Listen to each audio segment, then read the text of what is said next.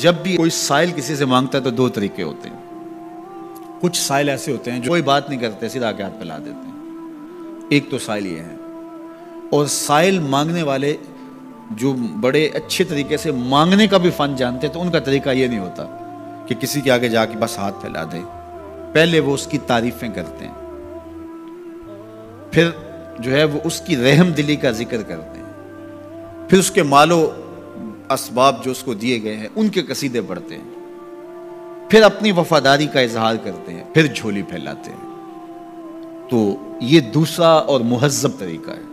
ایک تو مانگنے والا اپنی ضرورت کو یوں ہی کسی کے سامنے رکھ دے، اور ایک یہ ہے کہ مانگنے والا اپنی ضرورت کو رکھنے سے قبل جس سے مانگ رہا ہے پہلے اس کی تعریف کرے. اب بندے اللہ سے ہدایت مانگنے کے لیے کھڑے ہوئے، پہلے تو وضو کیا، صاف ستھرے ہوئے، کانوں پہ ہاتھ لگائے، اس کے بعد ہاتھ باندھ کے ادب سے کھڑے ہو گئے، اور اب مانگنے لگے تو کیا بولے؟ الحمدللہ رب العالمین. وہ آتے ہیں نا مانگنے والے دروازے پہ تو کہتے ہیں دوبارہ وسدہ روے، فلاں ہو فلاں ہو، وہ تعریفیں کرنے لگ جاتے ہیں. تو یہ مرحلہ ہوتا ہے. ابھی اس نے سوال لب پہ نہیں لایا ہوتا تو گھر والا پہلے بچے کو کہتا ہے جا اتنے پیسے اس کو دے کے آ. میاں وہ تو آپ کی تعریفیں کر رہا ہے، مانگ تھوڑا رہا ہے. وہ سمجھتا ہے جو تعریفیں کرنا شروع ہو گیا یہ مانگنے کے لیے تو کر رہا ہے. اللہ اکبر. تو جب بندہ الحمدللہ کہتا ہے رحمتیں اسی وقت برسنا شروع ہو جاتی ہیں. الرحمن الرحیم.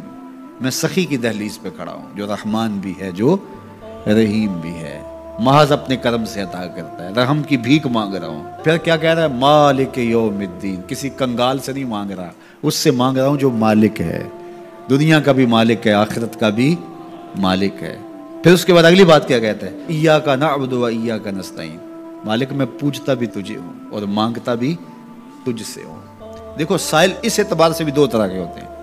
ایک سائل ہوتا ہے جو بائی پاس پہ اترتا ہے، ایک ایک گھر کے سامنے جاتا ہے، یہی طریقہ صحیح مانگنے کا، لیکن جاتا ہے کہ گھر کے سامنے ہے، تعریفیں کرتا ہے، اور مالک خانہ کو پتہ ہوتا ہے کہ یہ ہمسایہ سے بھی مانگ کے آیا ہے، میرے گھر سے بھی مانگ رہا ہے، اگلے گھر سے بھی مانگنا ہے. تو وہ اسے تھوڑا سا آٹا دے دیتا ہے، 1 روپیہ دے دیتا ہے. اس کو پتہ ہے اس نے پورا گاؤں مانگنا ہے، آدھا گاؤں مانگ آیا ہے، آدھا گاؤں اس نے ابھی مانگنا ہے. تو سارے 1 روپے دیتے ہیں. ایک تو سائل وہ ہے جو در در پہ جاتا ہے، اور ایک سائل بائی پاس سے اترا، وہاں سے پل عبور کیا، پھر گلی سے گزرتے ہوئے یہاں آیا، اور یہاں آ کے آپ کے ساتھ اس نے کہا کہ میں کسی در پہ نہیں گیا، آپ کے پاس آیا ہوں، اب آپ نے میری ضرورت پوری کرنی ہے. تو پھر 8 آنے 5 روپے تو نہیں دیے جائیں گے.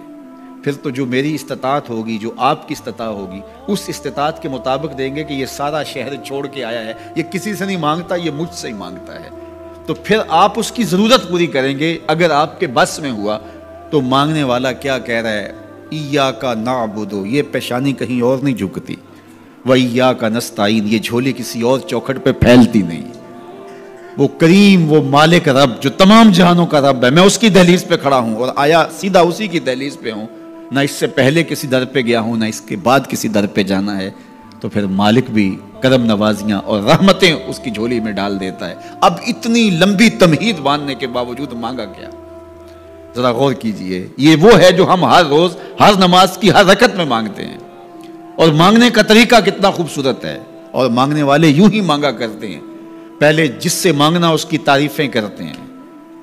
آپ نے مانگنے والوں کو دیکھا جو سلیقے سے مانگتے ہیں، تیرے بچے وسط رہیں، تیری جد آباد رہے، تیرا خاندان آباد رہے، وہ مانگتے ہیں. اس طرح پہلے تعریفیں کرتے ہیں، پھر کہتے ہیں تیری فیکٹریاں چلتی رہیں، تیرے جو ہے تیری جائیداد بڑھتی رہے.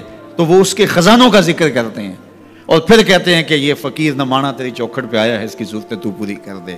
اب بندہ بھی اللہ کے حضور جب حاضر ہوتا ہے تو مانگنے کا سلیقہ کیا ہے؟ سب سے پہلے کہتا ہے الحمدللہ رب العالمین.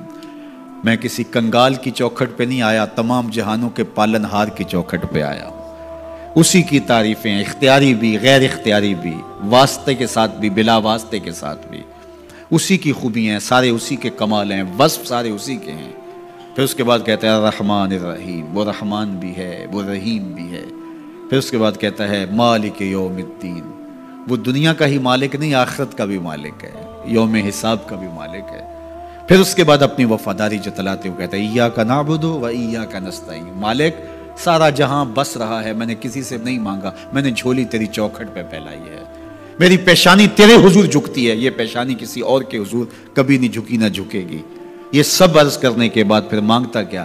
اہدنا الصراط المستقیم، مالک مجھے سیدھی راہ پہ چلا دے، میں تیرے حضور آیا ہوں، مجھے ہدایت کا نور عطا کر دے۔ انشاءاللہ یہ ہدایت کیا ہے اور ہدایت کی قسمیں کیا ہیں، اور پھر اس دعا کا جواب اللہ کی طرف سے کیا آتا ہے، اور بندے پہ کتنی کرم نوازیاں ہوتی ہیں۔